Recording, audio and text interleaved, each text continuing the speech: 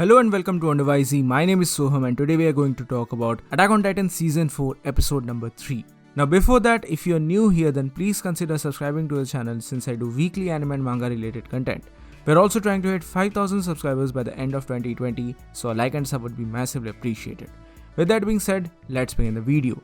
Now in the last two reviews, I've been getting one particular criticism in my videos that I'm comparing the anime a little too much with the manga. So points noted there, I would keep the comparison to a bare minimum just to talk about the overall things that are happening in the chapter, and I would rather go in depth and talk about the missing things in my anime versus manga review video which comes out a little later. So please stay tuned for that particular video where I'll talk about the stuff which has been cut or which is apparently missing from the anime, because I just realized the fact that Season 3 also had a lot of cut content from the manga, so this is not something which is entirely a very big fault of MAPPA Studios as a whole.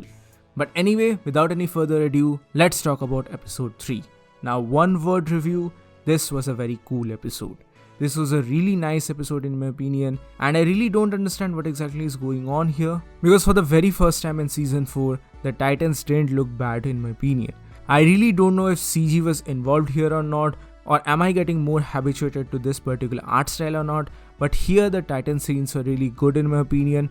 Yeah, there were some iffy frames here and there, but that is absolutely granted, but overall in the grand scheme of things, I really liked the way this episode looked. Moreover, I know that a lot of people are going to make this an issue, a huge issue, but personally I really like the redesigns for characters like Bertolt and especially Reiner. This is much more in line with his manga counterpart, and finally in this particular episode, we actually get to see the childhood of Reiner clubbed together in one singular episode. It does make a lot of sense in a cohesive episodic format, but I was really worried that they were just cutting a lot of content from the manga. It's alright in my opinion, it doesn't make the story any bad or any worse, but it is just one of those few instances that just makes the manga much more, I don't know exactly what to say, but attractive? That is probably not the correct word to choose here, but I guess you understand my point.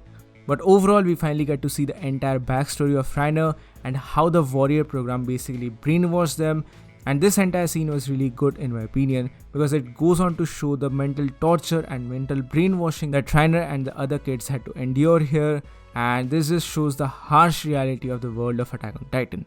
But other than that, this episode didn't move the plot forward that much because this basically provided us with a backstory for Reiner and the other warrior program kids, because that is very important in my opinion in order to move forward with the plot of the series. But as a whole, there is nothing much happening here because all of this is literally the recollection of Reiner, who is taking a gun to his mouth because he's just fed up.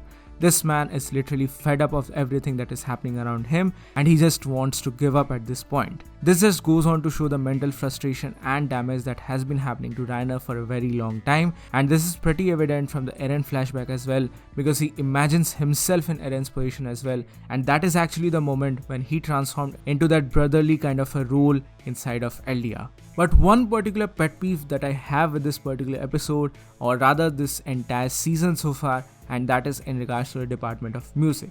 I'm not the biggest fan of the so-called background scores that are happening here. Yeah sure, the music that was used in the trailer, which appeared in episode 1 as well, was really good in my opinion, but other than that, I'm not a very big fan of the music choices that have been used in this series so far.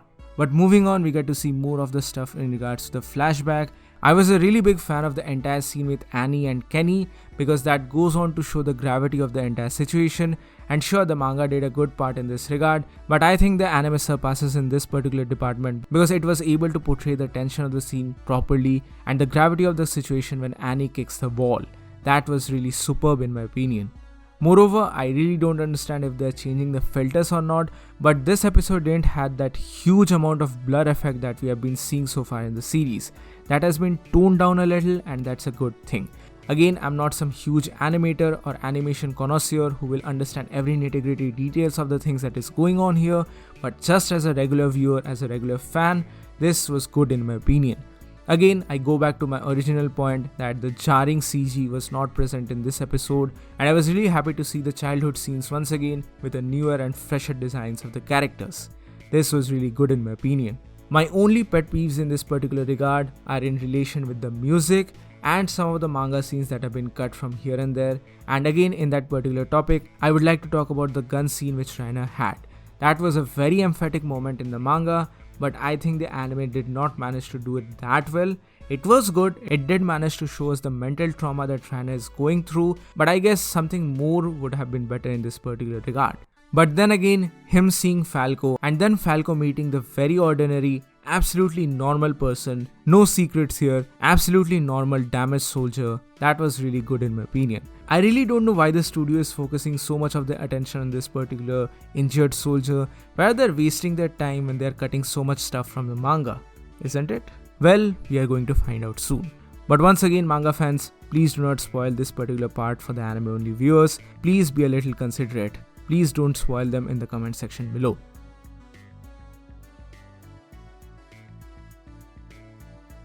But anyway, these were my quick thoughts on Attack on Titan Season 4 episode number 3. What do you guys think about all of this? Please mention your thoughts in the comment section below. So that's it for today guys, thank you so much for watching. Please give this video a thumbs up if you like it, share it with your friends and subscribe to the channel for more. This is Wonder by Z and I'll see you soon on the next one.